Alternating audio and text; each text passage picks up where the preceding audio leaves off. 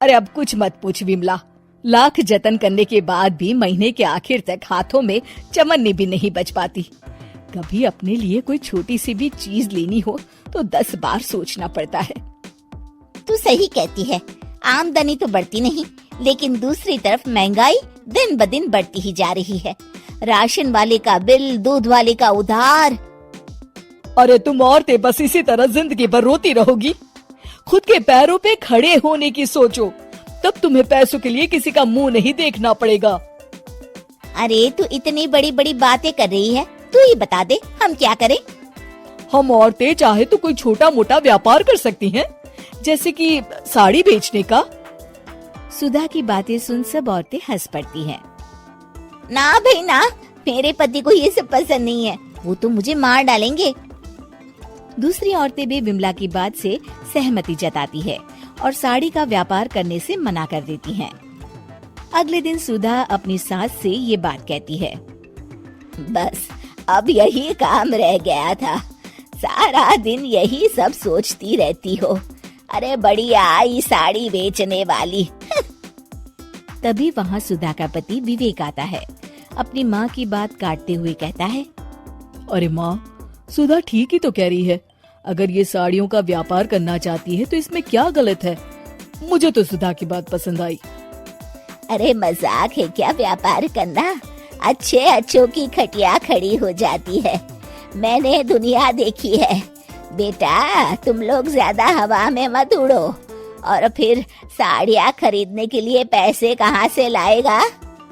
तुम उसकी चिंता मत करो माँ, मैं देख लूंगा।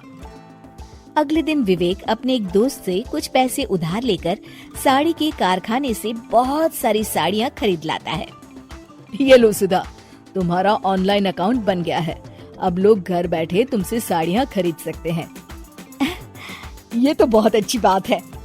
हाँ, और इतना ही नहीं, मैंने इसमें सभी नई डिजाइन की साड़ियों की फोटो भी अपलोड कर दी है। अब बस तुम देखती जाओ। कुछ दिनों के बाद। नमस्ते, मुझे सुधा जी से मिलना है। ओहो, तू कौन है और मेरी बहू से तुझे क्या काम है? माँ जी, मैं सुधा जी से साड़ियाँ खरीदने आया हूँ। अरे बड़ा बेवकूफ है तू, इतना बड़ा मीना बाजार छोड़कर यहाँ साड़ी खरीदने आया है। तेरा ऊपर का कोई पेच ढीला है क्या? अरे माँ जी, आप नहीं जानती, आजकल ऑनलाइन का जमाना है, समय और पैसे दोनों की बचत होती है। तभी वहाँ सुधा आ जाती है। सुधा बिरजू को साड़ियाँ दिखाती है। क्या बात है सुधा बहन जी, आपके पास तो बहुत ही सुंदर सुंदर साड़ियाँ हैं। एक काम करिए, ये वाली दे दीजिए और ये वाली भी। छोड़िए, एक काम करिए, ये सभी ही दे दीजिए। सुधा की सास हैरान रह जाती है। अरे इतनी साड़ी का तू करेगा क्या? अरे माँ जी, मेरी बीवी पहनेगी। अरे कितनी बीवियां है तेरी? माँ जी आप भी ना, बीवी तो एक ही है।